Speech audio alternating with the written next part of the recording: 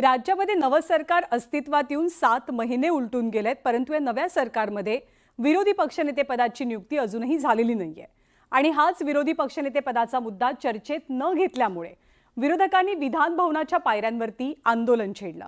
यावेळी जोरदार घोषणाबाजी झाली आणि विरोधकांनी सत्ताधाऱ्यांना चांगलंच डिवचल्याचंही पाहायला मिळालं। विरोधी पक्षाच्या नेत्यांनी पायऱ्यांवरती बसून सभागृहामध्ये जात असलेल्या सत्ताधारी पक्षातल्या एकेका नेत्याला टार्गेट केलं।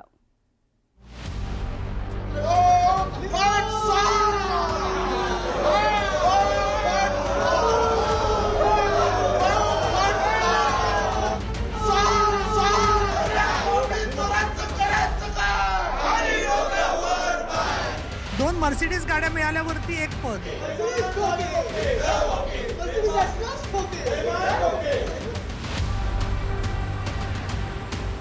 विधिमंडळाच्या पायऱ्यांवर आंदोलन करणाऱ्या विरोधकांनी केलेली ही घोषणाबाजी चर्चेचा विषय ठरली। खरं तर विरोधी पक्ष नेत्यांच्या निवडीकरता विरोधकांनी विधिमंडळाच्या पायऱ्यांवर आंदोलन केलं।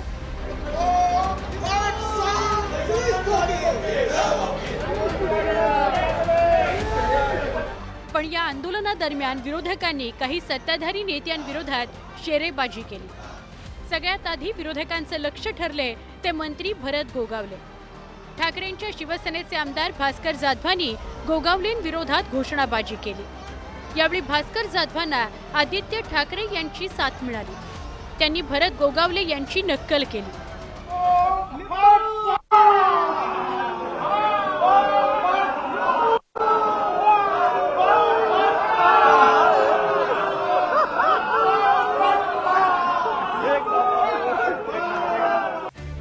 गोगावले यांच्यानंतर मंत्री नितेश राणे विरोधकांच्या निशाण्यावर आले।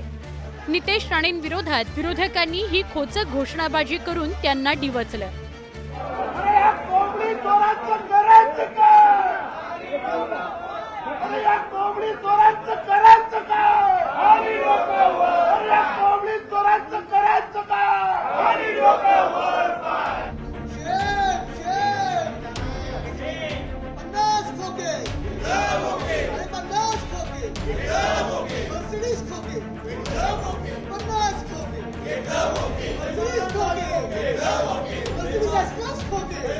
सरकार विरोधात घोषणाबाजी दिली जात असतानाच आदित्य ठाकरेंनी घोषणाबाजी सुरू केली, कारण त्याच वेळी विधान परिषद उपसभापती नीलम गोरे विधान भवनात प्रवेश करत होत्या।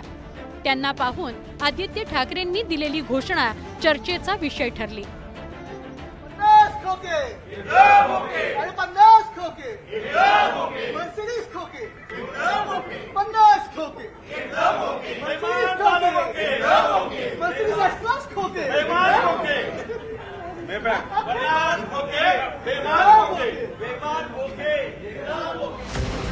नीलम गोरे यांच्या पाठोपाठच दीपक केसरकर विधिमंडळात आले।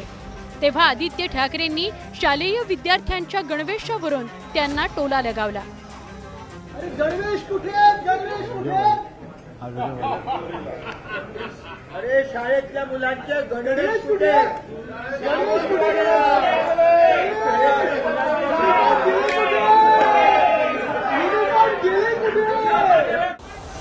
विधान भवनाच्या पायऱ्यांवर शिवसेना आणि शिवसेना भिडलेली असतानाच भाजप आमदार चंद्रशेखर बावनकुळेंची एंट्री झाली।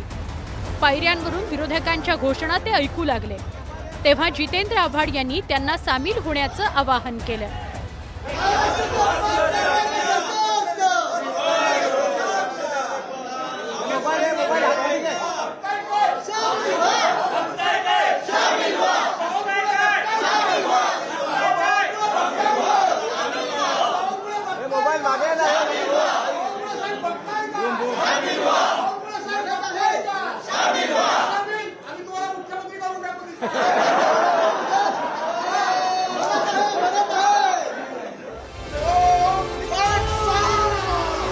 एकूणच विरोधी पक्षनेतेपदी नियुक्तीच्या मागणीकरता केलेल्या आंदोलनात विरोधकांनी सत्ताधाऱ्यांवर केलेली शेरेबाजी चांगलीच गाजली।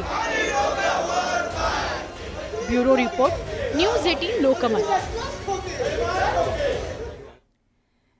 तर एकीकडे विरोधी पक्षनेतेपदासाठी विधिमंडळाच्या पायऱ्यांवरती विरोधी पक्षांची ही आंदोलनं किंवा घोषणाबाजी पाहायला मिळाली, तर दुसरीकडे महाविकास आघाडीनं या पदासाठी थेट सरन्यायाधीशांना साकडं घातलंय, त्यांच्याकडे धाव घेतली आहे.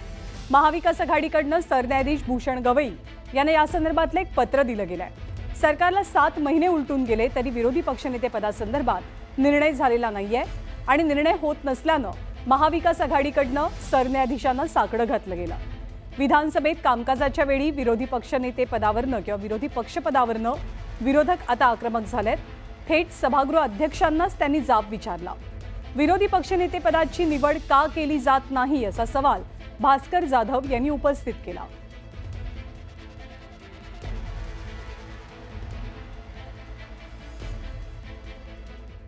आम्ही विरोधी पक्षाकडून त्यांना महाराष्ट्राच्या विधिमंडळात नेमकं काय चाललंय, विरोधी पक्षाचा आवाज कसा दाबला जात आहे आणि विरोधी पक्ष नेता हे आता मला वाटतं 4थं अधिवेशन आहे.